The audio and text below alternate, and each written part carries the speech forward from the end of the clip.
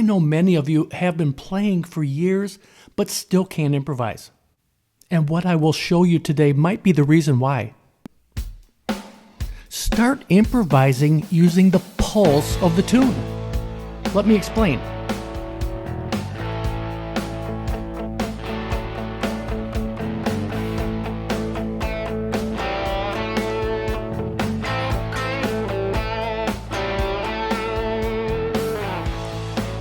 The pulse, the drive of the song, the groove.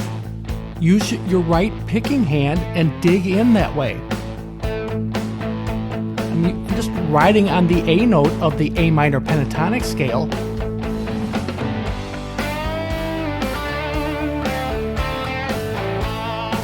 I have the groove, simple notes.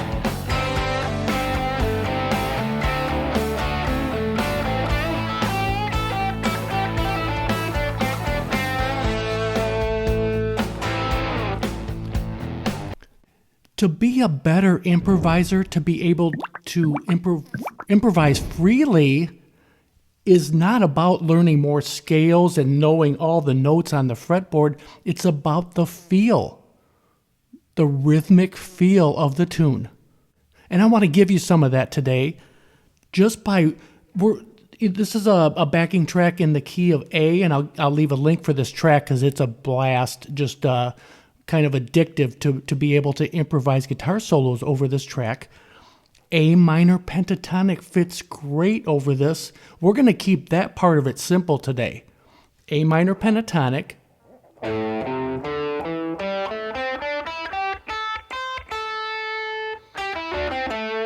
We are looking at the notes colored in red are your home bass notes for this track for the soloing and improvising.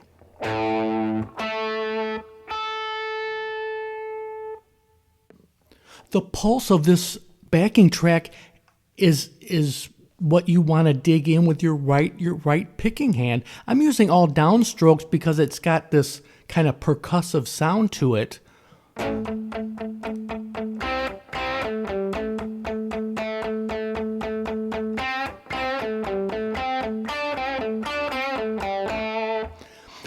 I'm doing that just by digging into the pulse of the song. And I'm going to start out really simple, but we're going to, rapidly get to some advanced ways to use this rhythmic technique because it will level up your guitar improvising. I'm telling you right now. So we're going to park our third finger here in the 7th fret of the D string. This is our home base little box here. Right in the middle of the A minor pentatonic scale, so we can go back down to the home bass note there, A, or back up.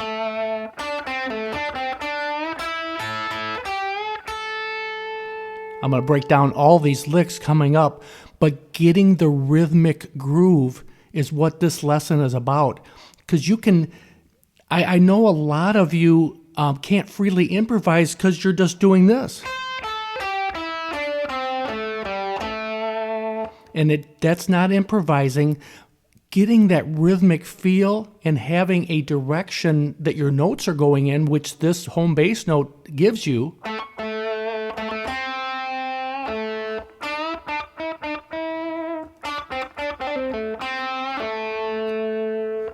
Let me do one more quick demo, and then I'll break down these licks so you can practice over this awesome backing track. Check this out.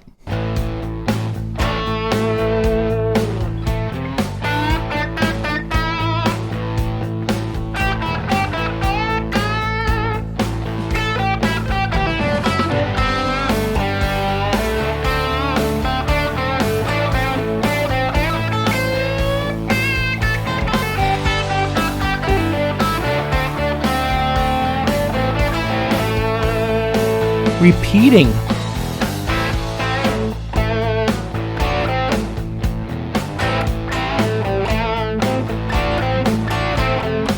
Angus Young kind of style. Clapton.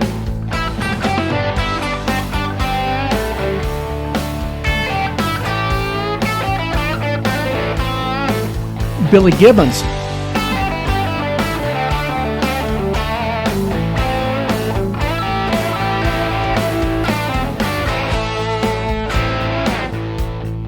I'm creating these phrases by digging into that groove. And,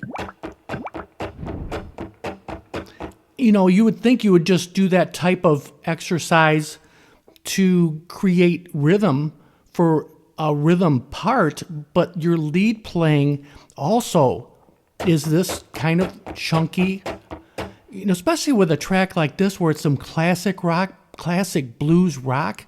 This just sounds great because you're creating this percussive sound.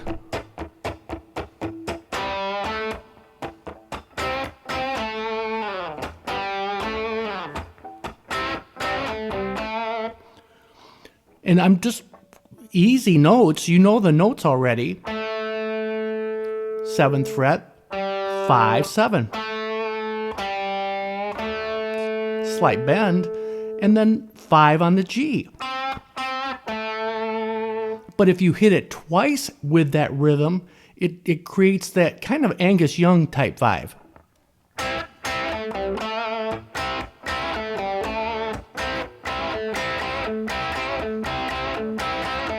Kind of digging into a double stop there a little bit on the 5th fret of the G and B strings with your first finger and getting that slight bend there.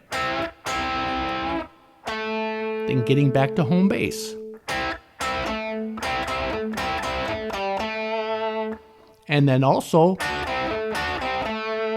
these repeating phrases work so well, and it really locks you into the rhythm, the rhythmic part of the tune. So we double stops here in the 7th fret of the G and B strings, 5th fret, and you can repeat that.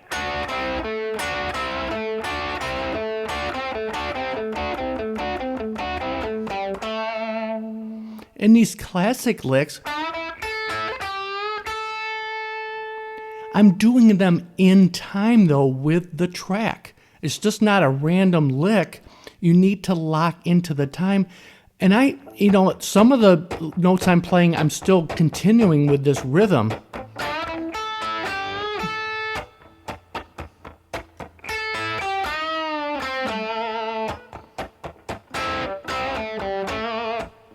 And that is just a great way to get locked in. And these licks, these simple licks or phrases come alive if you have good timing. You really stop sounding like a beginner and you start moving forward and really having confidence in the notes you play because they're locked into a rhythm, a rhythmic way. Even with your bending, do it in time. It's just not always a random thing.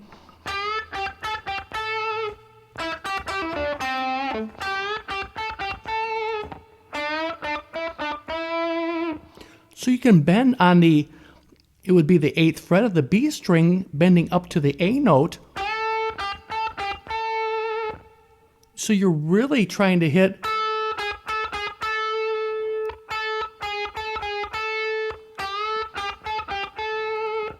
and the same with this little note bending in the 7th fret of the G string.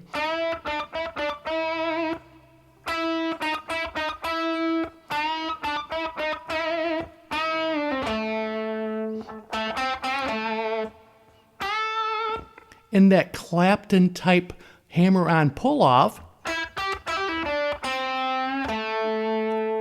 I love that sound. Many players use it. So 5, 8 on the B string, then hammer on and pull off 5 to 8. Then on the G string, 7, 5, back to home base on the D string on the 7th fret.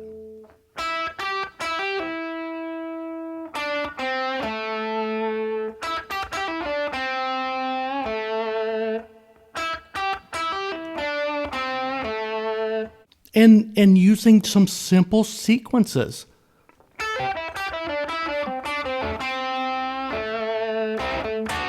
and you can get back to some of those repeating type things. This stuff all rolls together, and I'll do one more demo after I show you this sequence here. These things just roll and roll. This is just in one little part of the fretboard, but you can expand this to any pentatonic position that you're comfortable with. So groups of 3 within the A minor pentatonic scale.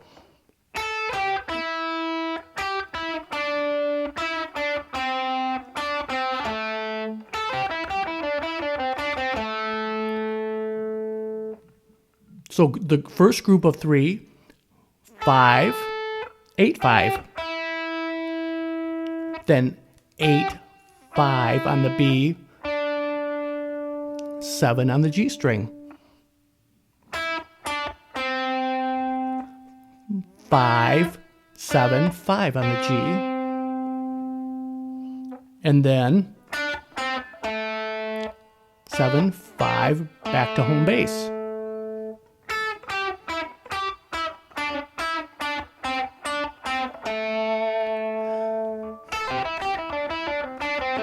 When you do it in time with the pulse of the song, that's when it comes alive. Check out how all these really flow together.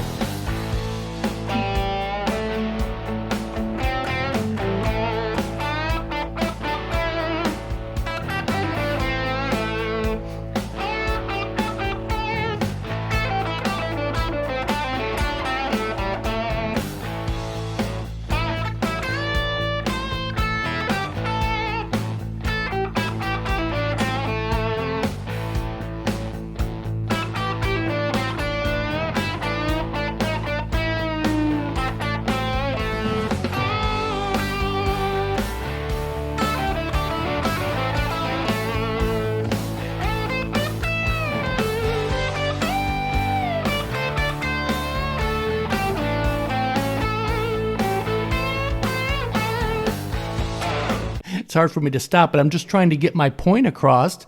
These licks that I just showed you are in time, and they all just connect and roll together. And even when I went up to here,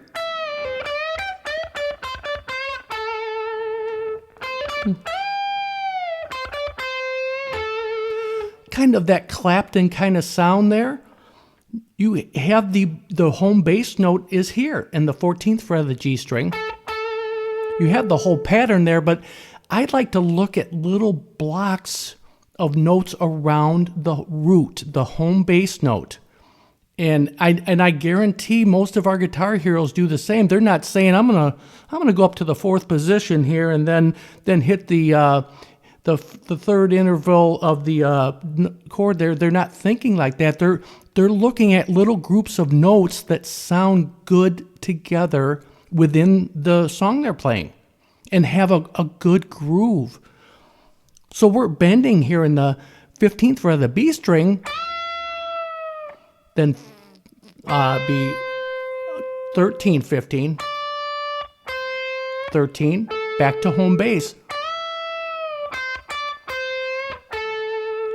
Then you can bend in the 17th fret, a full bend. That sounds a lot like Clapton there.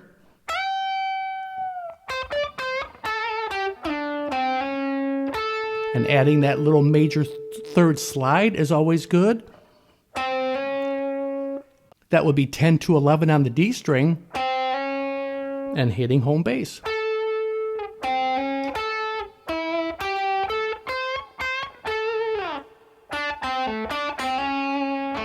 And you can do that, anytime on the pentatonic scale when you're over a blues rock backing track like this. I'll leave a link for this backing track. It is great fun. Play the scale you know and love, the A minor pentatonic. Do it with the pulse of the tune. I think a lot of us are missing that. I know I did early on. You can't just randomly play up and down a scale without having a sense of rhythm in mind when you're doing it. You're starting to play like little subdivisions of that rhythm when I showed you those licks, But you don't always have to count every one of them, because most players, they do it by feel. You play this track over and over till you get the feel of it. Start at the beginning, keep it simple. Keeping to those home bass notes. That's where it all starts. Thanks so much for sticking around to the end. I really do appreciate it, and thank you for all your support. Hope to see you on the next one.